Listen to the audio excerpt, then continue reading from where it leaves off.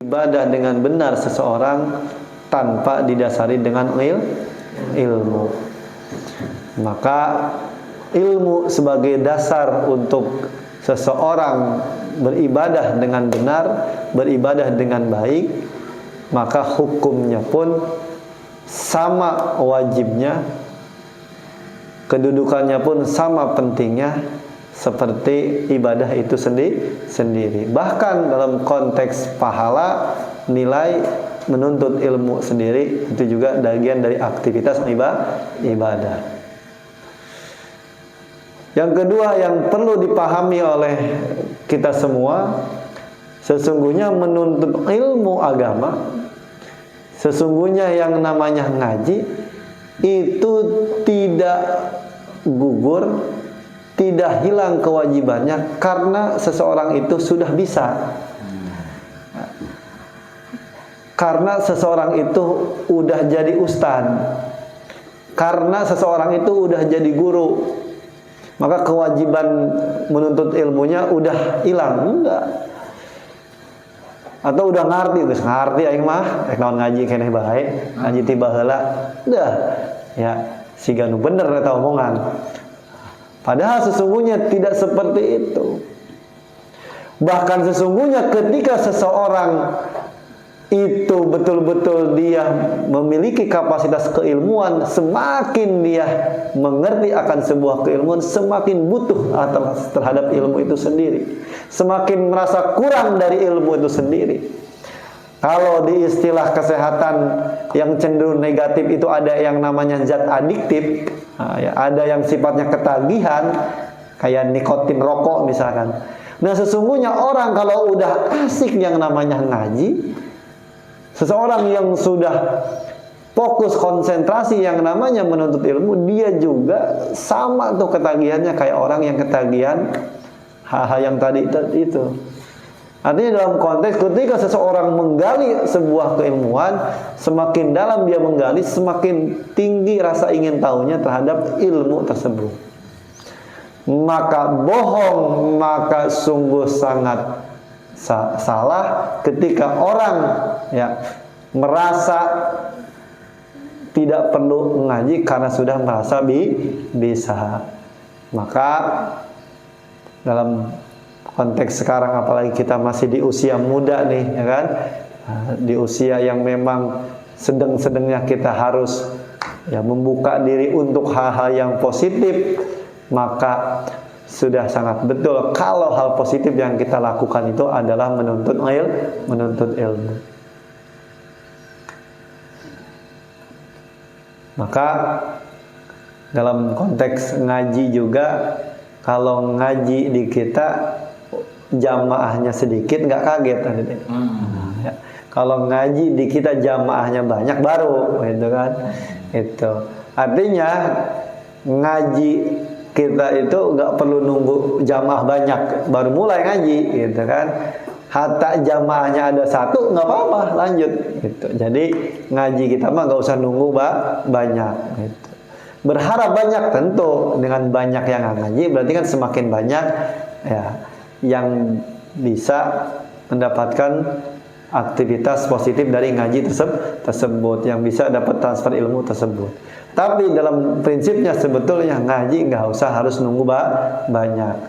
Itu maka saya mengapresiasi atas komitmen dari ADD dan teman-teman untuk sebisa mungkin di tengah kesibukannya untuk bisa tetap mengistiqomahkan jadwal ngaji. Nah, mudah-mudahan aktivitas ngaji kita senantiasa terus istiqomah apapun yang terjadi, selagi itu bukan jadwal manggung, kan kira-kira gitu selagi itu bukan jadwal manggung yang jadi bentroknya, ayo ngaji itu dan mudah-mudahan tentu keberkahan ilmu tidak hanya dilihat dari berapa banyak jumlah yang ngajinya, tapi dilihat dari nawaitu di antara kita, niat dari antara kita seperti apa yang kita niatkan. Maka kita niatkan ngaji kita tentu yang pertama untuk kita mencari ridho Allah Subhanahu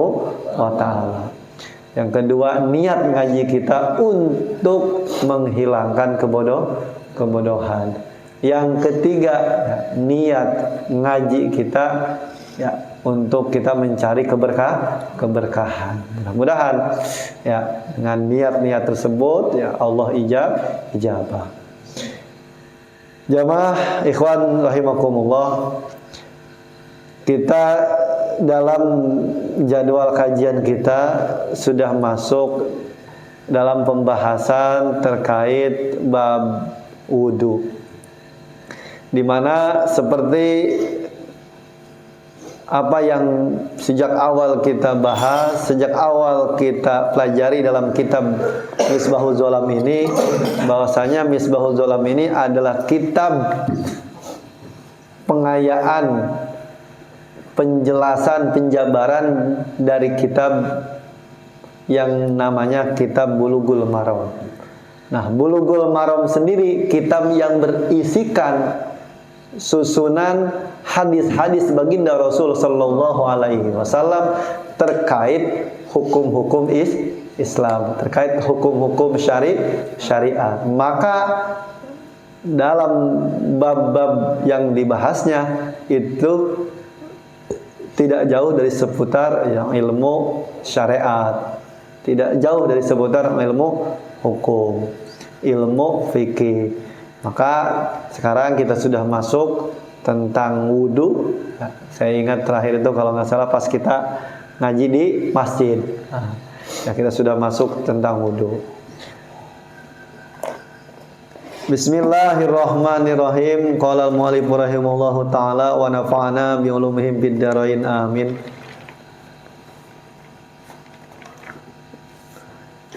Bismillahirrahmanirrahim. Wa an Ali radhiyallahu anhu fi sifati wudu'in nabi sallallahu alaihi wasallam qala wa masaha bi ra'sihi wahidatan wa akhrajahu Abu Dawud.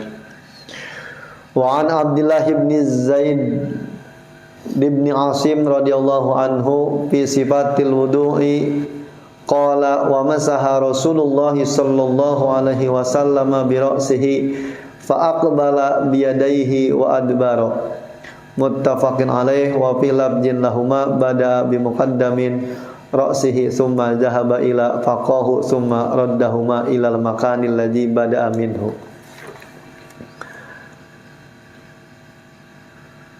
Wa an Abdullah bin Amr radhiyallahu anhuma fi sifatil wudu'i faqala summa masaha bi ra'sihi wa adkhala isba'aihi sabahataini fi udunaihi wa masaha bi ibhamaihi zahira udunaihi.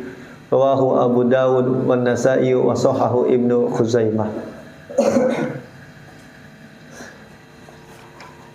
Jamaah ikhwan rahimakumullah, dalam 3 hadis yang dikemukakan di kitab Misbahul Zolam ini yang tadi sempat dibacakan, bahwasanya salah satu sifat wudu dari sifat wudu baginda Rasul sallallahu alaihi wasallam yang dalam perkembangan keilmuan keislaman oleh alim ulama, oleh para ulama fikih, itu dimasukkan dalam rumusan tata cara berwudu. Satu di antara sifat wudu baginda Nabi sallallahu alaihi wasallam adalah wa masaha bi ra'sihi wahidatan, yaitu mengusap kepala Rasul, mengusap Rasulullah akan kepalanya dalam sekali usapan. Dijelaskan dalam lanjutannya lagi, wa masaha Rasulullah sallallahu alaihi wasallam bi ra'sihi fa aqbala bi yadayhi wa adbara. Dalam tata cara mengusap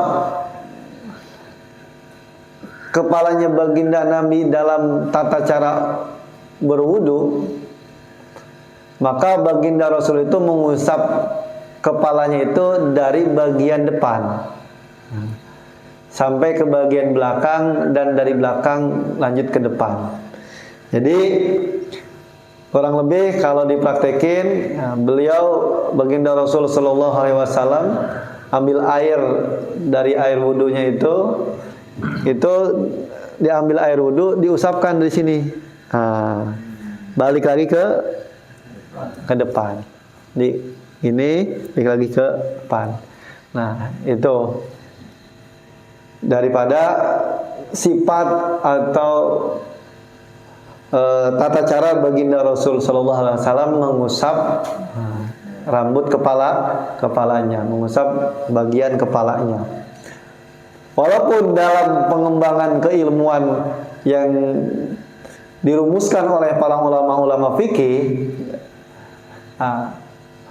standar minimal dari keabsahan mengusap kepala pada wudu itu adalah mengusap daripada ujung tempat jadinya rambut. Ya, di mana? Di sini. Nah, ada lagi kasus, bagaimana kalau nggak punya rambut kepala, kira-kira gitu, gimana yang botak kan gitu kan? Ya, botaknya gimana dulu, botaknya full atau kagak? Dan botaknya itu memang dari awal botaknya itu memang bawaan lahirnya memang udah nggak ada, atau memang dalam proses lanjutan, entah karena faktor penuaan kan gitu kan, entah karena faktor penyakit kan gitu kan, itu kan ngaruh juga tuh kan, gitu kan. Ada nggak di sini yang dari kecilnya udah depannya itu udah jenong gitu, ada botak? Nah, bagaimana kasus begitu? Yang pertama, kalau memang itu bawaan dari lahirnya, maka itu dimulai dari tetap tempat jadinya rambut dia itu di mana. Misalkan emang dari sononya dia mah rambut kepalanya itu mulanya di tengah, kira-kira gitu ya. Ya maka yang diusap di tengah, jangan yang di depan. Emang dari awalnya di depan mah nggak ada rambutnya. Gitu. Nah, bagaimana dalam perkembangannya di rumah dia mah rambutnya sama kayak kita. Gue tahu kecilnya itu bocah orang dari depan. Entah karena faktor penuaan atau faktor penyakit, tiba-tiba sekarang jadinya di sini. Maka yang diusap dari tempat jadinya rambut di permulaan dia waktu normalnya. Misalkan di sini dia usap sampai ke ujungnya di mana. Gitu. Jadi dimulainya ujung rambutnya itu tadi, kalau memang kalau kayak kita nih yang normal nih ya kan, yang memang ada gitu kan, tapi yang misalkan nggak ada, nah tanya, lu tuh bawaan dari oroknya begitu apa ada faktor lain ini gitu kan, rontok rambut atau apa gitu. Nah, maka cara mengusapnya itu demikian. Ya kalau mau dipakai kesempurnaannya seperti yang baginda Rasulullah contohin, dari awal, dari depan ke belakang, maju lagi ke depan. Nah, itu kesempurnaannya. Jadi dalam konteks mengusap sebagian rambut kepala itu begitu. Jadi ada juga yang salah kaprah, ya, memahami mengusap rambut kepala itu bukan dari tempat jadinya permulaan rambut, tapi dari ujungnya rambut. Nah, itu salah. Ya, misalkan seseorang dulu itu kan ngetrennya tahun 60-an ke belakang kan laki-laki gondrong ya, sampai sepantat kan itu kan dulu kan. Nah, itu diusap ujung rambut terakhirnya dia tuh yang mana, itu sebenarnya salah. Tapi bukan ujungnya, tapi awal permulaan rambut itu muncul gitu. Maka di atas gitu. Nggak ngaruh buntutnya mau berapa meter kayak gitu. Jadi itu. Min mana bitis sa'ri, dari tempat munculnya rambutnya itu di mana. Itu. Nah, kemarin kita sempat bahas ada sebuah hadis baginda Rasul yang menerangkan lengkap tata cara wudunya baginda Nabi Muhammad SAW. Meski juga ada juga referensi hadis yang lain yang di hadis waktu itu kita bahas di tempat masjid itu juga nggak masuk, ada juga. Pada akhirnya dalam perkembangannya ulama menyempurnakan. Nah, dalam wudu Ada beberapa bagian, ada yang disebut ya rukun wudu, ada yang disebut sunnah wudu. Sebagaimana kita ketahui, wudu itu adalah aktivitas seorang muslim dalam membersihkan dirinya untuk menghilangkan hadas kecil. Dan menghilangkan hadas kecil ini salah satu syarat daripada syarat sahnya sholat. Jadi orang sholat meski sudah masuk waktu, kalau langsung sholat nggak pakai wudhu dulu, nggak sah sholatnya. Ada juga ketika dalam konteks tertentu dia menghilangkan hadas kecilnya tidak dengan berwudu, dengan tayamum misalkan, karena dalam kondisi air yang sulit, boleh tayamum. Tapi dalam konteks kondisi air banyak, seperti di kita, alhamdulillah Indonesia pada umumnya kan jarang satu kondisi itu sama sekali nggak ada air, maka praktek tayamum kira-kira jarang banget kita ngalamin. Itu paling dalam keadaan transportasi. Tapi itu pun juga dulu, sekarang mah ya bus juga, kalau bus yang bagus mah udah ada toiletnya, gitu kan. Kereta juga sekarang mah udah banyak toiletnya. Jadi rasa-rasanya ya kita maksain dalam berkendara, bertransportasi umum itu kita pakai tayamum juga, sekarang mah udah kagak kayaknya, kira-kira gitu. Sampai di pesawat juga kayaknya, gitu kan. Yang perjalanan jauh mah ada itu toilet yang airnya cukup. Nah, maka harus dengan wudu, tidak boleh dengan tayamum. Nah, balik lagi, wudu adalah aktivitas seorang muslim untuk menghilangkan hadas kecil. Ini ada yang disebut fardu wudu atau rukun wudu, ada sunnah wudu. Fardu wudu menurut mazhab Imam Syafi'i. Apa itu mazhab? Mazhab itu cara pandang beragama seseorang muslim mengikuti ulama yang punya kapasitas untuk merumuskan tata cara beribadah seseorang muslim. Nah, itu disebut ulama mazhab. Nah, mazhab kita, cara pandang tata cara beragama kita mengikuti mazhabnya Al-Imam Syafi'i. Nah, dalam mazhab Imam Syafi'i, rukun wudu, fardu wudu itu ada 6. Yang pertama niat. Yang kedua membasuh wajah. Yang ketiga membasuh kedua telapak tangan. Yang keempat mengusap sebagian rambut kepala. Yang kelima mencuci atau membasuh kedua kaki. Yang keenam tertib. Itu doang rukun wudu mah. Ya, ada berapa tadi? Ada 6. Bahkan aktivitas fisiknya mah cuma berapa? Cuma 4. Yang pertama itu niat. Nah, yang terakhir tertib. Nah, jadi cuma 4 gitu. Makanya ya kalau kita lagi darurat banget cuma pakai 2 gelas aqua itu rasa-rasanya cukup. Nah, ya rasa-rasanya cukup kalau kita hanya ngejar fardunya wudu, karena aktivitasnya hanya tadi, ya kan? 4 doang. Membasuh muka, membasuh kedua tangan, mengusap sebagian tempat jadinya rambut, sama membasuh kedua kaki. Nah, yang lain-lain yang kita biasa praktekkan berarti itu masuknya sunnah wudu, dari mulai berkumur, insyak, ya kan, memasukkan air ke dalam hidung, gitu kan. Terus apa lagi? Membasuh kedua telinga, itu sunnah. Terus apa lagi?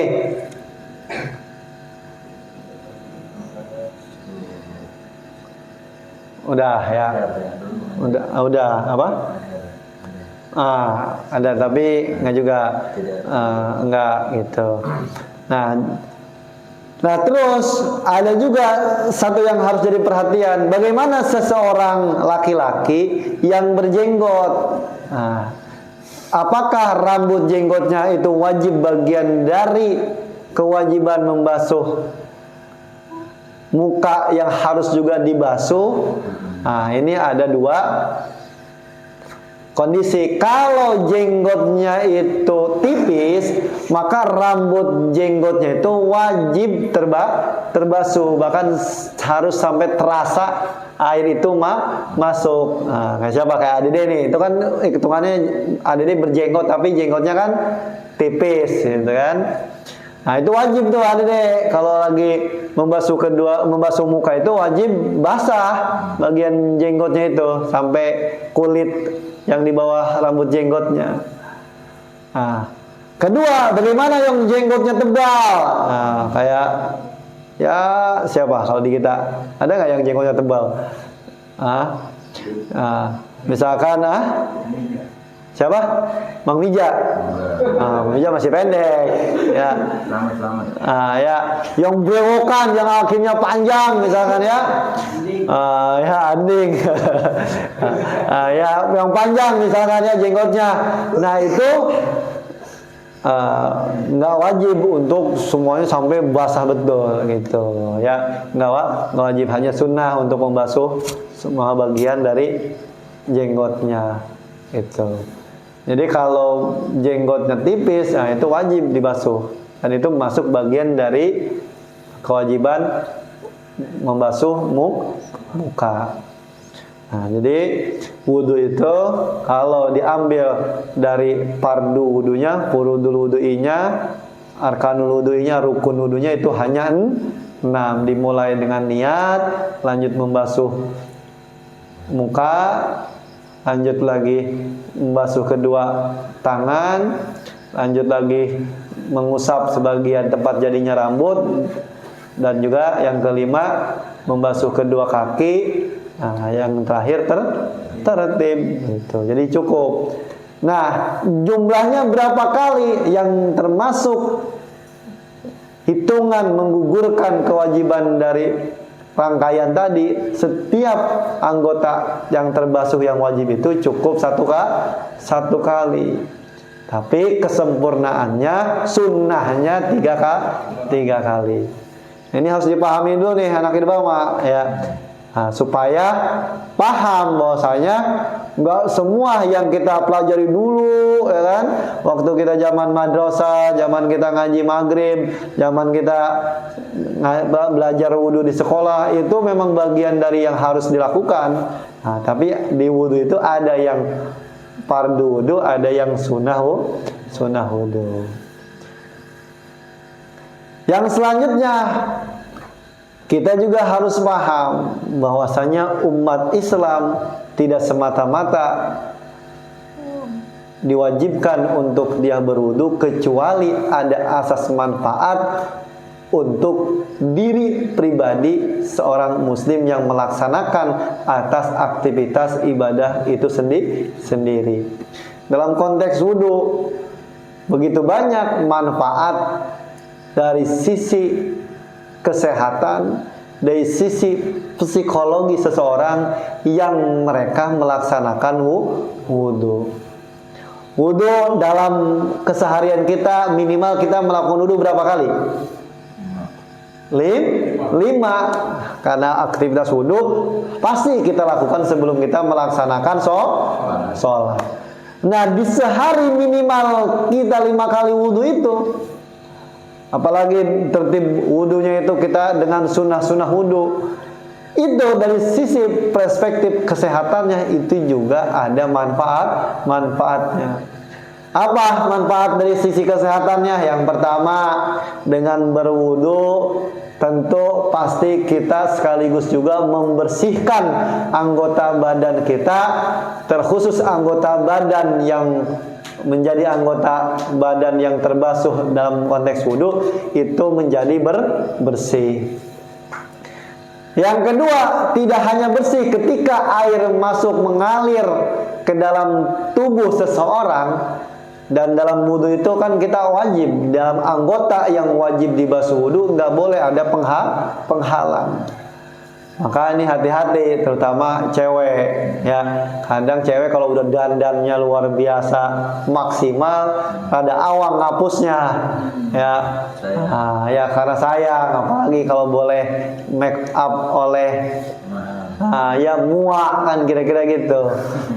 Ya nggak ada urusan, tetap wajib dihapus dulu ya, tetap wajib dihapus dulu ketika dia mau melaksanakan sholat. Karena apalagi make up yang dilakuin oleh muak, waduh tebelnya itu minta ampun ya, bisa hampir 1 cm kali itu ya, tebelnya dempulnya kan gitu kan itu. Nah itu udah pasti itu menjadi penghalang.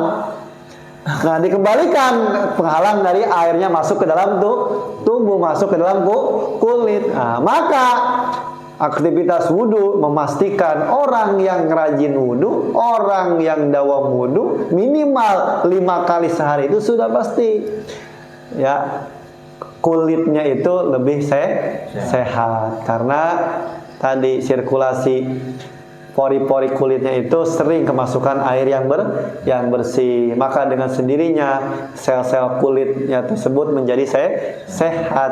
Insya Allah jauh dan terhindar dari yang namanya penyakit kanker kulit. Yang kedua, ada aspek psikologis juga. Orang ketika terkena air wudhu, dia rangsang neurologisnya, rangsang urat-urat sarafnya itu tergugah. Akhirnya timbul kebugaran. Orang yang rajin wudhu seger mukanya, seger badannya, fresh pikirannya. Maka kata baginda Rasul, ketika kamu marah, satu di antara yang disarankan Rasul adalah berwudu. Karena dengan berwudu tadi sentuhan air ke kulit kita ya, itu ada aspek psikologisnya, bagaimana urat-urat saraf yang ada di kulit kita itu terrefleksi ya, tergugah. Yang tadi energinya energi negatif, energi amarah jadi adem ya, kena air wudu. Maka baginda Rasul sangatlah ideal ketika mengajarkan seseorang muslim dalam kondisi marah, satu diantaranya berwudu. Jadi sekali lagi begitu luar biasa, salah satu aktivitas beribadah seorang muslim yang namanya wudu. Tidak hanya bagian dari aktivitas ritual kita dalam beribadah, tapi ada aspek manfaat secara kesehatan, baik kesehatan fisik maupun kesehatan mental. Jamaah ikhwan rahimakumullah, kira-kira itu yang menjadi bahasan pada kesempatan malam hari ini. Mudah-mudahan meski tidak lama, meski tidak banyak, meski singkat, mudah-mudahan bisa dipahami dan bisa bermanfaat untuk aktivitas ibadah kita sehari-hari. Apabila ada hal-hal yang kurang berkenan, ya mohon dibukakan pintu maaf yang seluas-luasnya. Mari kita istiqomahkan dalam kita mengaji, karena ini udah jadi barang langka ya. Kalau ngariung yang judulnya bukan ngaji, anak muda kayaknya nggak terlalu sulit. Tapi kalau judulnya udah ngaji, nah ini memang penuh tantangan. Maka ayo yang sudah istiqomah, mari istiqomah terus untuk mengaji. Yakinlah manfaat dari ngaji itu banyak. Kalau tadi sesuai niat kita, maka yang pertama manfaat ngaji akan kita mendapat ridho dari Allah Subhanahu wa Ta'ala. Yang kedua, manfaat ngaji tentu akan menghilangkan kebodohan kita dan menambah keilmuan kita. Yang ketiga, tentu akan turun keberkahan dari Allah Subhanahu wa Ta'ala. Barokah tentu luar biasa banyak dan berbagai bentuk. Boleh jadi dengan ngaji apa yang menjadi kebutuhan kita dalam hal-hal yang lain yang tidak ada hubungannya sekalipun dengan ngaji, Allah kabulkan. Karena wasilahnya ngaji. Begitu banyak orang yang aktivitas cuma ngaji, tapi hidupnya berkah hidupnya sejahtera. Karena tadi ada kemuliaan dalam ngaji, ada keberkahan dalam ngaji yang kalau diukurnya secara hitungan materi itu nggak ketemu. Kalau hitungannya hitungan ekonomi nggak ketemu. Ayo kita istiqomahkan dalam mengaji. Apalagi ya tadi ngaji itu nggak hilang wajibnya karena kita udah ngerti. Komo nu can ngarti kan gitu. Nunggus ngarti gitu tetap wajib ngaji kudu nama komo, apalagi yang memang kita masih dalam konteks butuh tambahan ilmu. Masih kita banyak ilmu-ilmu yang belum kita ketahui. Tentu sudah sangat layak kita untuk memaksakan diri untuk kita ngaji. Jamaah rahimakumullah, mungkin itu yang bisa disampaikan. Terima kasih. Kurang lebihnya mohon maaf. Allahul muwaffiq ila aqwamit thoriq wal afa minkum. Wassalamualaikum warahmatullahi wabarakatuh. Allahumma shalli ala habibina wa syafiina wa karimina wa maulana Muhammad wa sallim wa radhiyallahu ta'ala an ashabi Rasulillah ajma'in. Amin Allahumma amin ya rabbal alamin. Alhamdulillah alamin hamdan syakirin hamdan na'imin hamdan yafi ni'amahu yakafi mazida. Ya rabbana lakal hamdu kama yanbaghi li jalali wajhika karim azim sultanik. Rabbana nafa'na bima 'allamtana rabbi faqihna wa faqih ahlana wa qarabatilana fi dinina. Tawassalna bi ta'alumin tawassalna bi ta'limin. Anta rizqana al-wasi'a wa anta rizqal amana. Rabbana atina fid dunya hasanah wa fil akhirati hasanah wa qina adzabannar. Wa sallallahu sayyidina Muhammadin wa ala alihi wasallam. Bi fadli subhana rabbika rabbil izzati amma yasifun wa salamun ala mursalin walhamdulillahi rabbil alamin. Hah? Enggak. Tadi habis itu dulu ada tamu dulu.